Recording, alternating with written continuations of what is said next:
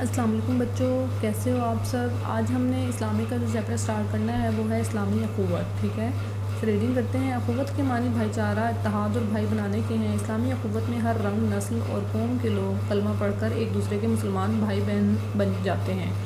اسی اسلامی اخوت کے نتیجے میں منظم اور متحد مسلم امہ وجود میں آتی ہے. دور جاہلیت کے بعد جب اسلام کی روشنی پھیلنا شروع ہوئی تو اسلام کی راہ میں سب سے بڑی رکاوٹ جہالت اور عربوں کا وحشی پن تھا، جس کی وجہ سے پورے عرب میں کسی کی جان، مال اور عزت و آبرو محفوظ نہ تھی.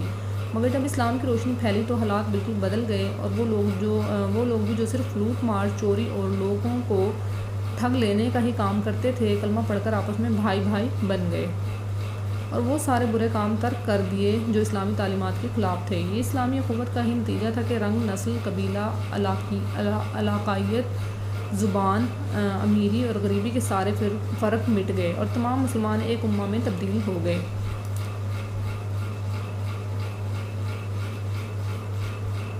جس کے بنیادی اصولوں میں یہ بات شامل تھی کہ ایک مسلمان کے ہاتھ سے دوسرا مسلمان محفوظ رہے. مواخات اسلامی اخوت کی بہترین مثال ہے. بھائی چارے کے بارے میں قرآن میں فرما دیا گیا ہے کہ سورہ حجرات کی آیت دیکھیں، انما المؤمنون اخوۃ فاصلحوا بین اخویکم واتقوا اللہ لعلکم ترحمون. ترجمہ ہے، مومن تو آپس میں بھائی بھائی ہیں، تو اپنے دو بھائیوں میں صلح کرا دیا کرو اور اللہ سے ڈرتے رہو تاکہ تم پر رحمت کی جائے. نیکسٹ پیج پہ آتے ہیں. قرآن مجید میں بھائی چارہ برقرار رکھنے کی خاص ہدایت کی گئی ہے اور اس کے ساتھ ہی فرقوں اور گروہوں میں بٹ کر اپنی قوت کمزور کر دینے سے بھی منع کیا گیا ہے. یہ اسلام کی ہی برکت ہے کہ مسلم امہ کی ایک وحدت کی شکل میں آج بھی موجود ہے. اسلامی اخوت کی عملی صورت حج کے موقع پر نظر آتی ہے، جہاں ہر رنگ و نسل اور مختلف زبانیں بولنے والے مسلمان اخوت کے جذبے سے سرشار نظر آتے ہیں. سورہ آل عمران کی آیت دیکھیں، وَاعْتَصِمُوا بِحَبْلِ اللَّهِ جَمِيعًا وَلَا تَفَرَّقُوا وَاذْكُرُوا نِعْمَتَ اللَّهِ عَلَيْكُمْ إِذْ كُنْتُمْ أَعْدَاءً فَأَلَّفَ بَيْنَ قُلُوبِكُمْ فَأَصْبَحْتُمْ بِنِعْمَتِهِ إِخْوَانًا. ترجمہ ہے، اور سب مل کر اللہ کی ہدایت کی رسی کو مضبوط پکڑے رہنا اور فرقے نہ ہو، اور اللہ کی اس مہربانی کو یاد کرو جب تم ایک دوسرے کے دشمن تھے تو اس نے تمہارے دلوں میں الفت ڈال دی اور تم اس کی مہربانی سے بھائی بھائی ہو گئے. اسلامی اخوت اور نبی کریم کے ارشادات. نبی کریم صلی اللہ علیہ وسلم نے حج کے موقع پر آخری خطبے میں ہمارے لیے جو واضح ہدایات اور رہنما اصول بتائے ہیں، ان پر عمل کر کے ہم آسانی سے اسلامی اخوت قائم رکھ سکتے ہیں. نبی کریم حضرت محمد صلی اللہ علیہ وآلہ وسلم نے ارشاد فرمایا، لوگوں، تمہاری جانیں اور تمہارے مال اور عزتیں یقیناً ایک دوسرے کے لیے اسی طرح احترام کے لائق ہیں جیسا کہ تم آج کے دن اس شہر اور اس مہینے کا احترام کرتے ہو. یاد رکھو کہ اسلام میں کالے اور گورے کا کوئی امتیاز نہیں، یعنی فرق نہیں، ٹھیک ہے، بلکہ اچھا اور بہتر ہونے کا معیار تقویٰ اور پرہیزگاری ہے. لوگوں، میری بات غور سے سنو. جان رکھو کہ سب مسلمان ایک دوسرے کے بھائی بھائی ہیں. جو چیز ایک بھائی کی ملکیت ہے اسے دوسرا نہیں لے سکتا جب تک وہ بخوشی اسے نہ دے، اور اپنے آپ کو ناانصافی سے بچائے رکھو. اسلامی اخوت کی ضرورت.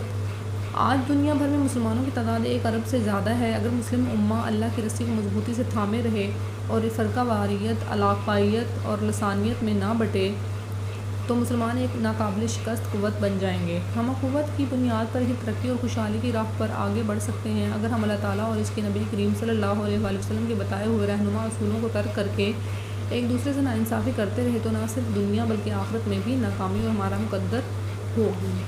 ٹھیک ہے، یہ ہم نے چیپٹر کمپلیٹ کر لیا. اسلامی اخوت یعنی جو اللہ تعالیٰ نے اور حضور صلی اللہ علیہ وسلم نے ارشادات فرمائے ہیں وہ اس چیپٹر میں ہیں کہ آپس میں جو ہے فرق نہ رکھو کسی سے بھی. ہم جو ہے تمام مسلمان آپس میں بھائی بھائی ہیں، اور یہی سارا جو ہے ہمارا چیپٹر ہے.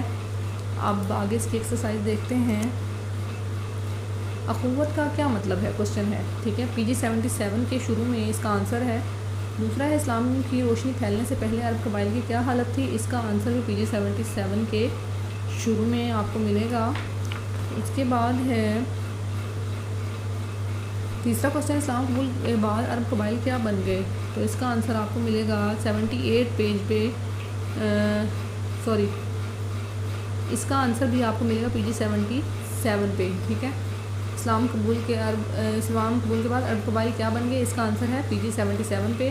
اور فورتھ ہے، اسلامی اخوت کی اہمیت اور ضرورت کیوں رہی؟ تو اس کا آنسر آپ کو ملے گا PG 78 لاسٹ پیراگراف میں. ٹھیک ہے، اس کے بعد ہے آج دنیا بھر میں مسلمانوں کی آبادی کتنی ہے؟ تو یہ ہے 1 ارب سے زیادہ ہے آج دنیا بھر میں مسلمانوں کی آبادی۔ اس کے بعد آتا ہے قرآن مجید میں اخوت کے بارے میں کیا کہا گیا؟ آیات کا ترجمہ لکھنا ہے آپ نے، تو PG 77 اور PG 78 پہ جو آیات کے ترجمے دیے گئے ہیں وہ آپ یہاں پہ لکھ دو گے۔ اس کے بعد آتا ہے کوسچن 3 ہے حضرت محمد صلی اللہ علیہ وسلم نے حجۃ الوداع کے موقع پر خطبہ دیتے ہوئے اسلامی اخوت کے بارے میں کیا ارشاد فرمایا؟